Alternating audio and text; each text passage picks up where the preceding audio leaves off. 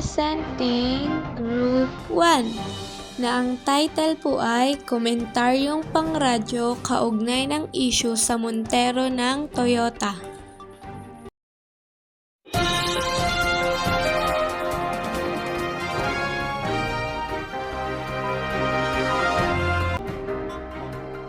Magandang hapon mga kababayan, ito po ang issue 24 City ng 139.0 Live Radio. Nandito na ang tambalang talagang inaabangan tuwing hapon, sina Binibining Adrianalyn at Binibining Julina.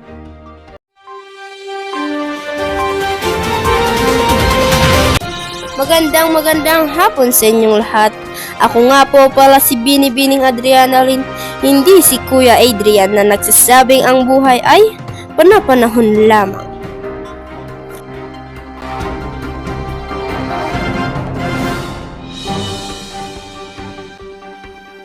Magandang hapon kababayan, ako po si Binibining Julina na nagsasabing kung mayroong Ginoong Julino, mayroong ding Binibining Julina.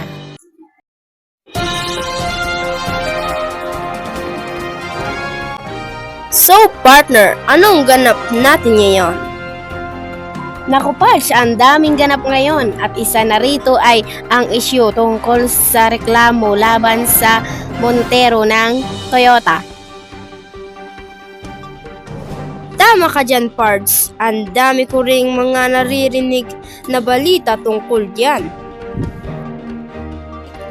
At dahil marami ka nang narinig ungkol yan, bakit hindi na lamang yan ang pag-usapan natin? Oo nga, Pards.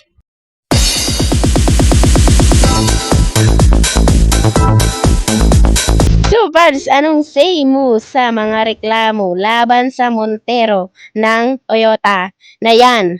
Lalo na't Montero yung sasakyan mo. Sa totoo nga, Pards, nangangamba ko eh. Madami na kasi yung kaso sa SUA o Sudden United Acceleration laban sa Montero. Inangangambahan kong baka mamaya mangyari pa sa akin yan. Yung SUA na yan, dugod pawis ko ang perang ginamit ko sa pagbili niyan eh. Baka mamaya may dugong niyang dumanak. Pag nangyayari yung SUA na yan. Sa aming pagbabalik,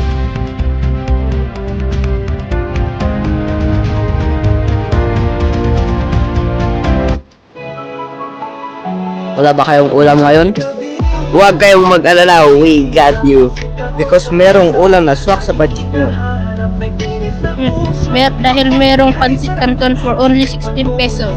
Kaya ano pa ang hinihintay nyo? Bili na!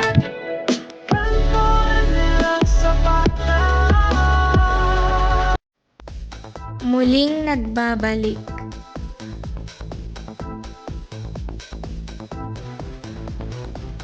Pero Pards, may sinasabi nga yung Toyota human error lang daw yung nangyari. Malay mo, human error nga lang talaga. Baka mamaya yung driver lang talaga yung may kasalanan.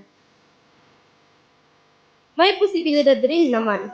Pero Pards, para malinawan tayo sa isyong yan, narito po si Miss Ashley, isang opisyal ng Toyota Motors. Magandang hapon, Miss Ashley.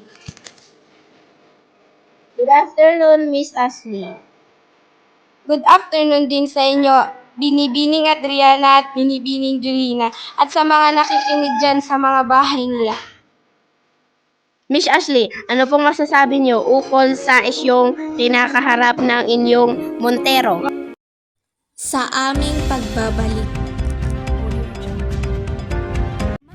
Malapit na ang Valentine's Day. Wala ka bang ka-Valentine's Day? Ito ang jacket para sa'yo. Huwag ka nang umasa na may mahal na siyang iba. Kaya bumili ka na lang ng jacket. Kasi baka walang magbibigay din sa'yo ng jacket kasi wala kang jowa. Aray mo! sa aming pagbabalik, Ang totoo ay masasabi naming human error lamang ang biglang pagharurot ng mga Montero.